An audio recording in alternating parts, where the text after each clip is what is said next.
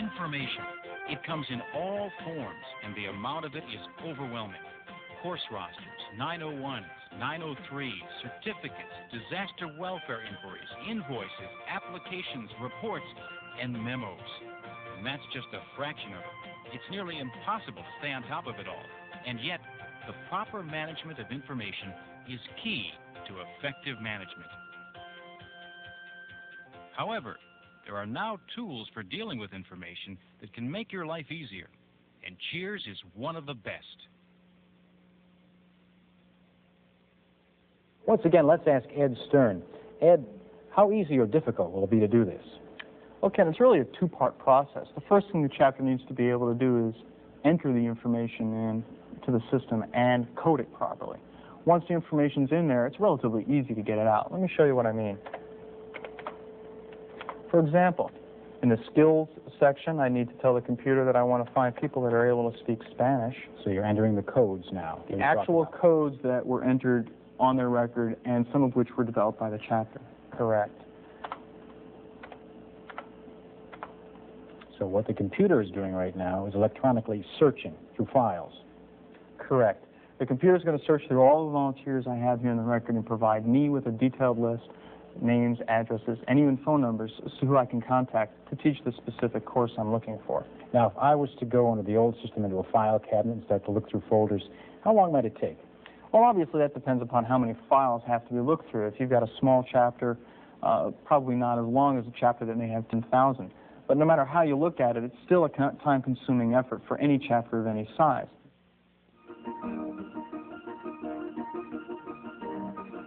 Hello, I'm Edward Stern from National Headquarters Information Services. I hope we've given you a good idea about what's involved in the pre-installation process. Throughout this tape series, we have heard comments from various CHERS users. I thought it would be a good idea to bring them all together to talk about their experiences, frankly because there's no better way to learn than through the experiences of others. What do you think your expectations were of CHERS, and what expectations were met? Well, primarily, the program is to automate the volunteer records to get better information about your volunteers. And secondarily, I would say it would be to help in the statistical reporting, primarily the course reporting required by national. Okay, so the course reports, right, as well as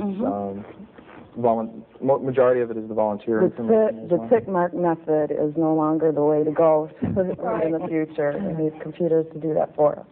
It's going to put everything together, all of the components we have. It'll make the disaster. We have a disaster base that has all the information for volunteers. We're going to incorporate everything together. My mailing list will be on that. The donor base will be on that. Volunteer list will be on that. And it'll all be compiled into one area, which will be easier for everybody. Then if you want information, you can just pull it out from one source. Miley, it looks like you were itching to tell us all about what changes you brought about. I was just going to say about the same thing, but it's enabled us to keep our record keeping in a lot better order, to be able to update our records quicker. If we have calls, SMS, or anything, and you need the info right away, that's a heck of a lot easier bringing this info up rather than looking through all the files.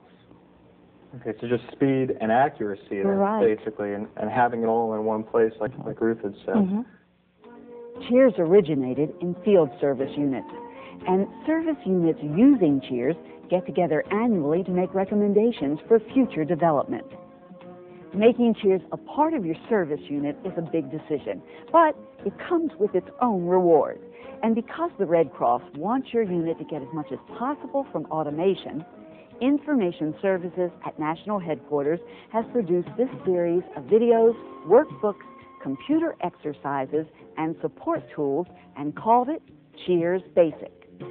CHERS Basic simplifies the use of CHERS so that you can get online and start using CHERS with a limited amount of preparation.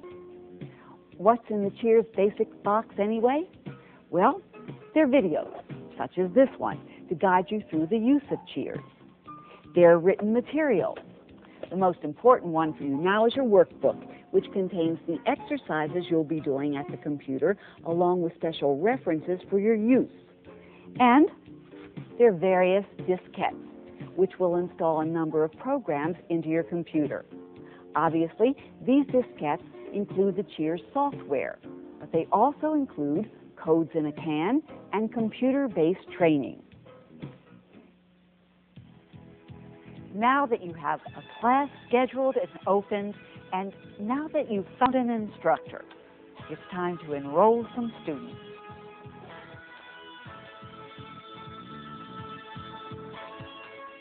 There are 3 ways to keep track of students enrolled in a class.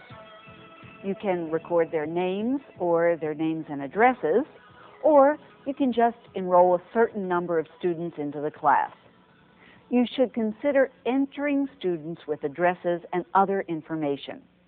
Having a student's address is essential when you want to mail or market to these individuals, possibly to remind them of an expiring certificate, announce a new course, or solicit funds and volunteers.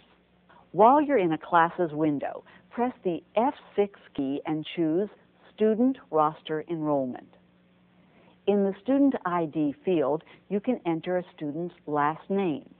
Whether or not CHERS finds that last name in the ED student file determines what happens next. If the student is not in the ED student file, CHERS will ask you if you'd like to add it. When you say yes, the student's window will open. Although CHERS is not a physical inventory system, it will help you keep track of income versus expense for your classes. Prices used for books or other materials are set by your unit. This is done from the Enter Books window in Education Management. Now, it's time to do some training on your own in the Education Workbook. The exercises you'll be working on will review what you've learned so far in this video. See you soon.